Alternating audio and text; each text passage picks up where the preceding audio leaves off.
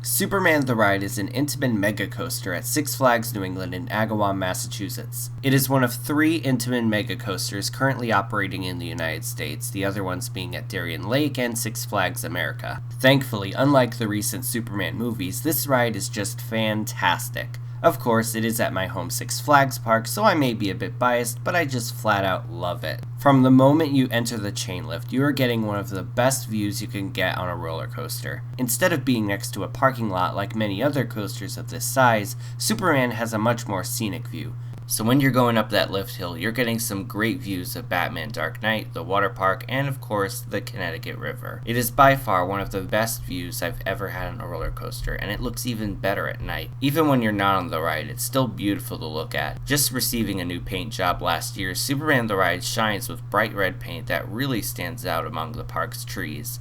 Plus, there are plenty of spots around the park to get great pictures of it. Anyway, once you reach the top, you're going to experience one hell of a first drop. If there's anything I just love on a roller coaster, it's a great gut buster of a first drop. If you're sitting in the back row, you just get whipped over that first hill. And if you thought the drop looked crazy off the ride, you'll be in for quite a surprise, because the drop is even bigger than it looks. You actually go underground through a tunnel, making the drop an impressive 221 feet. You really won't see or feel anything like this for miles. And let me just say, the dive into the tunnel is even better when you're riding at night because you get that awesome orange lighting inside the tunnel, and it's like a scene straight out of 2001: A Space Odyssey. After the tunnel, you're going to hit an airtime hill at full force. I personally love it when a coaster has an airtime hill after the first drop. It really keeps the momentum going, and there are no trim brakes to slow it down. Then you hit a 120-degree bank turn, hit some twisting track, and go into some more airtime hills, all the while flying through some pretty good scenery to match the coaster's comic book source material.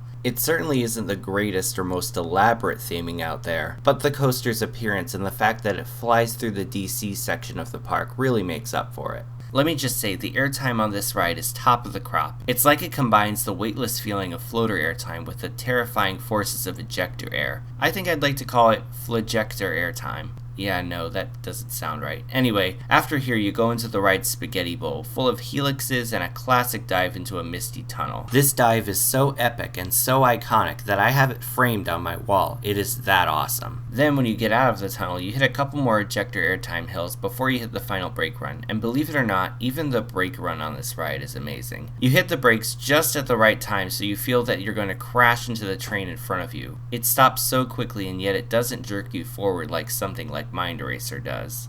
And if I'm complimenting the brake run, then you know this ride is awesome. And as for the quote-unquote occasional slight rattle that I've heard some people talk about, I really didn't mind it. This ride is so fun that complaining about the rattle just seems like a small nitpick. It's just an amazing experience all around.